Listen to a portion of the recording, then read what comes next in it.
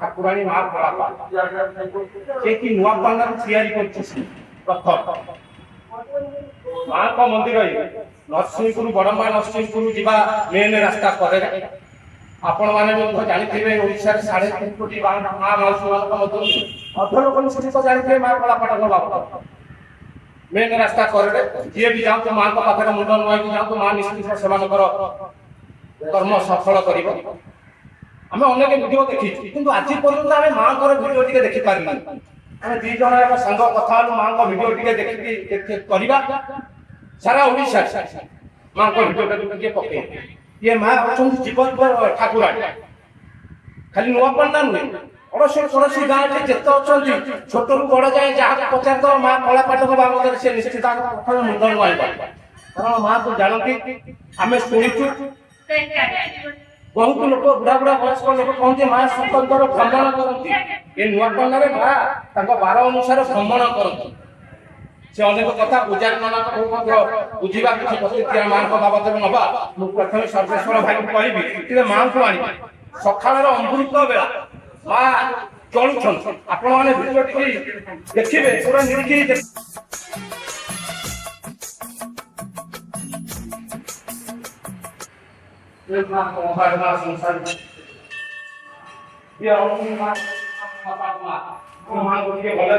संसार प्रत्येक भक्त दर्शन करते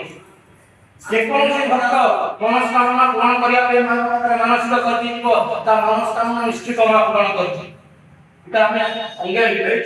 नुआपना ग्रामवासी अंगे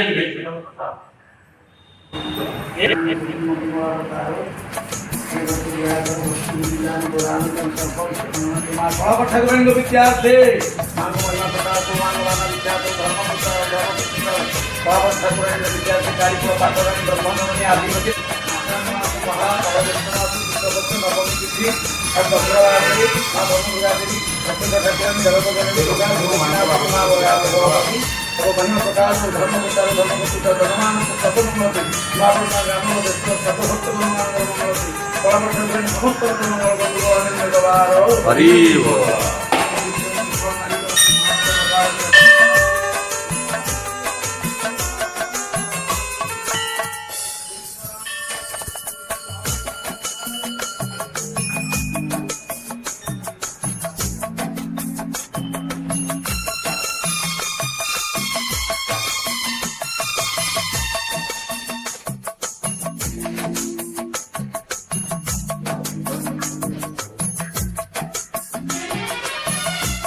जगह संज्ञान देख माँ प्रथम नुआपना उपस्थापन हेल्ले ये जगह जो साड़ा गछ देखुं आपण मैंने साड़ा गचर गोटे कहानी जो आम प्रत्यक्ष शुणी ए साड़ा गचर गोटे साड़ा मला नई आपको जन दुर्बृत्त चोरी करने देखा साड़ा गचर टोटाल चारिआडे खाली साप तापर प्रकट करता शुणी आज आपको भिडियो कहूँ सत्य माँ पदाग उपस्थापन हेल्ले माँ विराजमान कर माँ मुख्य स्थान जो नुआपना स्थापन हेल्ले माँ स्थापन यही जगार रही माँ नुआपना को जगिकी रही नुआपनार आखपाख जगिकी रही भी सुधा लोग कहते माँ राशि भ्रमण कर पूरा गाँ गाँ गाँ बुली भ्रमण कर नुआपनार छोटू बड़ जहाँ पचारि से माँ को बाबद जय जगन्नाथ चल जीवा टिके उपरू माँ को बाबद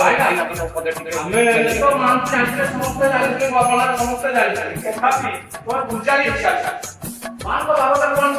सारा संसार देखिए जान माँ को ଠାକୁରାଣୀ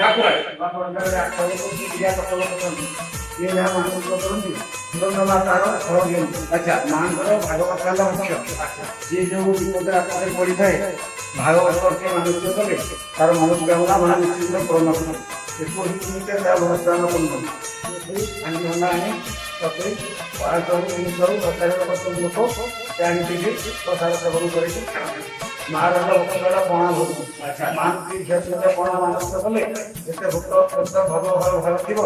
ସବୁ ତାକୁ ଧରି ଆଣିଦେଲେ ସେଇ ଜିନିଷ ତାକୁ ଛାଡ଼ିଲା। ତାଙ୍କ ସମୟ ସେ ଟୋଟାଲ ଭ୍ରମଣ କରନ୍ତି ତା ସତ୍ୟ ନା ମିଥ୍ୟା? ଏଇଟା ନିହାତି ସତ୍ୟ ସତ୍ୟ। ଏଠି ଗୋଟେ ଫରୁଆ ଆସିକି ଆସେ ହେତେ ପୂର୍ବ କାଳେ ଗୋଟେ ଫରୁଆ ଆସେ ସେ ଫରୁଆରେ ସବୁ ବିବାହ ଜିନିଷ ସବୁ ଆୟ ଅଳଙ୍କାର ବନ୍ଦାପନା ଜିନିଷ ସବୁ ଆସେ ଆପେ ଆପେ ଆସେ ପ୍ରବଳ ହୁଏ ଶଙ୍ଖଧ୍ୱନି ଶଙ୍ଖ ବାଦ୍ୟ ବାଜିଲେ ସେ ଆପେ ଆପେ ବାହାରକୁ ଆସି ପହଞ୍ଚେ ସେଇ ଆବଶ୍ୟକ 15 ମିନିଟଟା ନେଇକି ବିବାହରେ ଲଗାନ୍ତି। ଏମିତି ଗୀତା ଦିନ ପରେ କୁଆଡ଼େ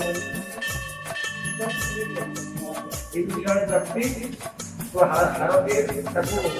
অপহরণ করিল সেই হারতি ଆଉ ଜିନିଷ ମିଳିଲାନି ପୁରୀ ଗଲା ସେ ଯାଇକି ପାଖାପାଖି ମିଳିଲା ଆଉ ଜିନିଷ ବାହାରିଲାନି ତା ମନ ସବୁ ଅସତ୍ୟ ହେଇଗଲା। ଅସତ୍ୟ ଉପକାରୀ ଜଣେ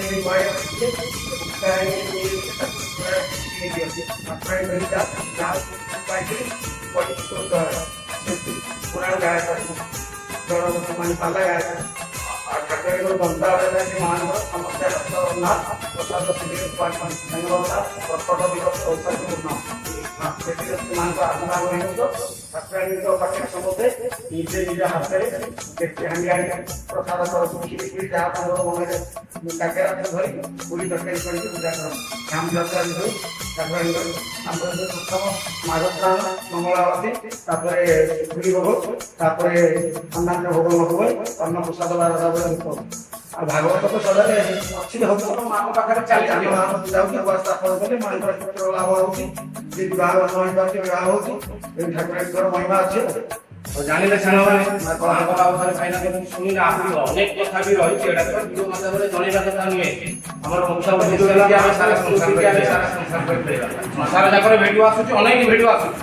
ମାଙ୍କ ଭିଡ଼ିଓ ଆଜି ପର୍ଯ୍ୟନ୍ତ ଆସିଲାନି। ମୋର ସଂସାର ଓଡ଼ିଶାରେ 3.5 କୋଟି ଭାଇ ଭଉଣୀମାନଙ୍କୁ ମୋର ହାତ ଯୋଡ଼ିକି ନିବେଦନ ବଡ଼ମ୍ବା ନରସିଂହପୁରକୁ ଯିବା ରାସ୍ତାରେ ମାଙ୍କ ମନ୍ଦିର ଏଠି ଗଲାବେଳେ ମାଙ୍କ ପାଖରେ ଟିକେ ମୁଣ୍ଡ ନୁଆଁଇକି ଯାଆନ୍ତୁ। ମା ନିଶ୍ଚିତ ଆପଣଙ୍କର ମନସ୍କାମନା ପୂରଣ କରିବ ଏଥିରେ କିଛି ସନ୍ଦେହ ନାହିଁ। ମା ସାରା ସଂସାର ଘଣ୍ଟ ଗୋଡ଼େଇକି ରଖିଥା ଘଣ୍ଟ ଗୋଡ଼େଇକି ଜୟ ଜଗନ୍ନାଥ।